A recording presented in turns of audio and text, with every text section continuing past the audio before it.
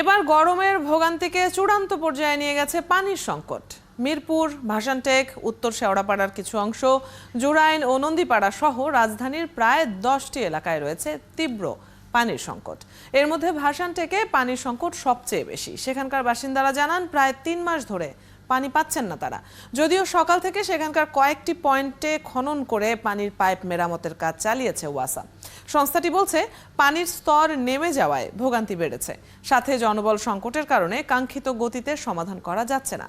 এছাড়া বিভিন্ন জায়গায় ময়লা ও দুর্গন্ধযুক্ত পানির অভিযোগ জানিয়েছেন অনেকেই।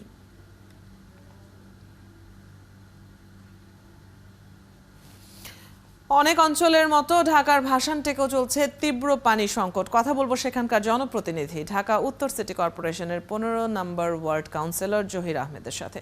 আপনাকে স্বাগত জানাচ্ছি। ঢাকার অন্য আরও কিছু এলাকার পাশাপাশি আপনার এলাকাতে পানি সংকটের এই সমস্যা তো দীর্ঘদিনের। শুষ্ক মৌসুম এলে চরম ভোগান্তি হয় সাধারণ মানুষের। জনপ্রতিনিধি হিসাবে কি কি পদক্ষেপ নিয়েছেন একটু জানবো।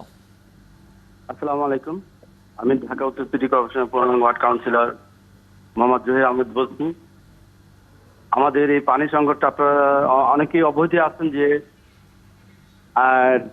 ঢাকা 15 আসনটা অনেক বড়, যে ভাসানটা পুরো একটা থানা, ক্যান্টনমেন্ট থানা এবং পল্লবী থানার একটা অংশ নিয়ে এই ওয়ার্ডটি গঠিত।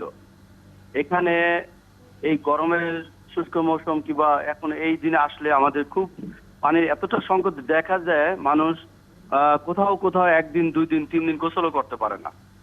আবার পানির জন্য মানুষ মানে খুবই হাহাকার। তবু আমরা মাত্র এই প্রায় 9 মাস হয়ে কাউন্সিলর হয়েছি উপনির্বাচনে।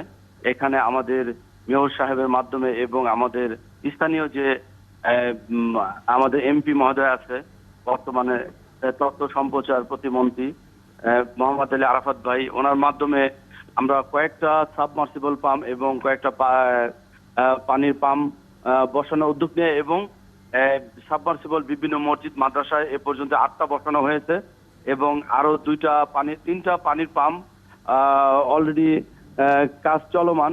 একটা চালু হয়ে গেছে, আরো 2টা আশা করি যে হয়তো 15 দিনের মধ্যে চালু হয়ে যাবে। কিন্তু তাতেও কিন্তু আমাদের ওয়ার্ডে পানির সংকট শেষ হবে না, কারণ এটা এত বড় ওয়ার্ড, দিন দিন মানে বর্ধিত হচ্ছে। এখানে তো জলাশয় ছিল, বিভিন্ন বিল এলাকার মতো ছিল, এখানে ভরাট করে বিভিন্ন বহুতল ভবন নির্মাণ হচ্ছে, জনবসতি বাড়ছে। কারণ এখানে প্রায় 1 লক্ষের মতো ভোটার আছে। আশা করি আগামী যখন আবার ধারাবাহিকভাবে ভোটার লিস্ট করবে, এখানে প্রায় 1.5 লক্ষ ভোটার ছাড়িয়ে যাবে। কিন্তু আগে যে আজ থেকে এই 10-15 বছর আগে যে পানির ছিল, পাম্পগুলা ছিল, সেখানে মাত্র আমাদের এখানে লোক ছিল হয়তোবা সর্বোচ্চ 3 থেকে 4 লাখ, 3 লাখের মতো লোক হবে। কিন্তু বর্তমানে আমাদের ওয়ার্ডে প্রায় 12 থেকে 13 লাখ লোক। অর্থাৎ আগে যে পানির ব্যবস্থাপনা ছিল সেই ব্যবস্থাপনা দিয়ে জনসংখ্যা বাড়ার সাথে সাথে আসলে কুলানো যাচ্ছে না আপনি বলছেন। আর ওয়াসা বলছে যে পানির স্তর নেমে গেছে, সেই জন্য সংকট, সাথে জনবল সংকটের কারণে তারা কাঙ্ক্ষিত গতিতে সমাধান করতে পারছে না, এই কথা ওয়াসা বলেছে। তো ওয়াসার সাথে আলোচনা সাপেক্ষে এ নিয়ে দ্রুত সমাধানের চেষ্টা কি করা হচ্ছে কিনা আপনাদের দিক থেকে? হ্যাঁ, আমি ওয়াসার সাথে প্রত্যেক দিনেই কথা বলতেছি। আজকেও কথা বলছি 2 বার, কালকে বলছি। ওখানে যে ইঞ্জিনিয়ার যে আছে আসাদ সাহেব, তারপরে এক্সচেঞ্জের সাথেও কথা বলছি ভাই কিভাবে আমাদের পানির সংকট দূর করা যায়। ওখানে আগে যে পাম্পের থেকে যা পানি উঠতো 3 ভাগের 1 ভাগও পানি এখন ওঠে না।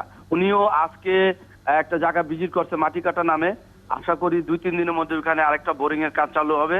আমরা ওইটা মুক্তিযোদ্ধা যে পাম্পটা আছে সেখানে জেনারেটর দা পানি চালায় 8 ঘন্টা, কিন্তু 8 ঘন্টা না, ওটা যদি 24 ঘন্টা চালাতে পারতো তাহলে কিছুটা পানির সংকট হয়তো বা নিরসন হতো।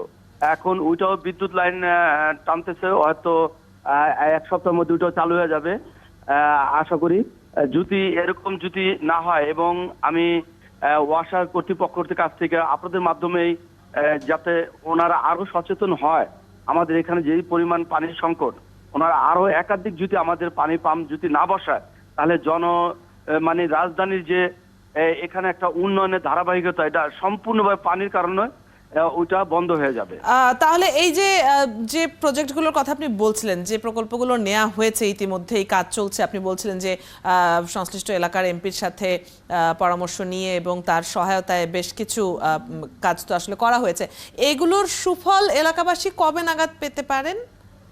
এগুলা সুফল ইনশাল্লাহ আপনার 4টা সাবমার্সিবল পাম্প, যেটা 4টা মসজিদে এবং একটা স্কুলে 5টা, এগুলা পানি চালু হয়ে গেছে রমজানের দিকেই মোটামুটি ভাবে সুফল পাচ্ছে। আর যেগুলা আছে যে স্কুল মুক্তিযোদ্ধা স্কুলের মোড়ে যেটা, ওইটার সুফল মানে মাত্র 8 ঘন্টা জেনারেটর পানি চলে, কিন্তু 8 ঘন্টা নয়, ওখানে যদি 24 ঘন্টা যদি অন্যান্য পাম্পের মতো চলতে পারতো তাহলে মোটামুটি ভাষানটা এখানে পানির সংকট কিছুটা না অনেকটা পরিপূর্ণ হয়ে যেত। একটা ছোট্ট করে আরেকটা বিষয় জানতে চাই, ময়লা এবং দুর্গন্ধযুক্ত পানির অভিযোগ নিয়ে কোনো ধরনের উদ্যোগ গ্রহণ করা হয়েছে কিনা? কারণ ওয়াসাকে তো এই অভিযোগের ব্যাপারে বরাবরই উদাসীন দেখি আমরা। হ্যাঁ হ্যাঁ হ্যাঁ, ময়লা এবং এই পানিগুলো হয় যখন মানুষ যখন পানি পাচ্ছিল না, তখন তারা বিভিন্নভাবে মানে আমাদেরকে না জানিয়ে কিংবা ওয়াসাকে না জানিয়ে মানে আধার রাত্রে কিংবা গোপনে বিভিন্ন জায়গা থেকে পানি লাইন ফুটা করে তারা পানি বিভিন্ন জায়গায়, যেখানে আমরা দেখছি কি আমরা দেখতে পাইছিলাম কিংবা ওয়াসা দেখছে, সেখানে কিংবা এলাকা প্রশাসন দেখে তাদেরকে বাধা দেওয়া হয়েছিল। কিন্তু যেখানে আমরা চিপা চাপায় দেখি নাই, ওখান থেকে ওনারা বিভিন্ন লাইন পানি নেওয়ার মানে করছিল পরিকল্পনা, এবং যখন পানি না পাইছে তখনই ওই লাইনটা মানে পরিত্যক্ত ভাবে ঘোষণা করছে। কোন ধরনের যে লাইনটা আটকাবে কিংবা কাউকে জানাবে ওয়াসাকে কিংবা আমাদেরকে যে লাইনটা তো আগে কাটা ছিল, এখন পানি পাচ্ছি না, এটা বন্ধ করে দেওয়া, কিন্তু এইগুলো জানা না। যখন ওয়াসা লাইনে পানি থাকে না তখনই করে কি সুয়ারেজ লাইন থেকে ওই পাইপের মাধ্যমেই ময়লা পানি যায়। সুতরাং এই পাইপগুলো যাতে পুনরায় আবার সঠিকভাবে বসানো হয়, এর জন্য ওয়াসাকে আমরা জানাইছি এবং ওয়াসাও এই ব্যাপারে ব্যাপক সাড়া দিছে এবং তারা বলেছে যে হ্যাঁ এইগুলা তাহলে আশা করা যায় যে এই সমস্যা সমাধানে ওয়াসা কাজ শুরু করবে। অনেক ধন্যবাদ আপনাকে।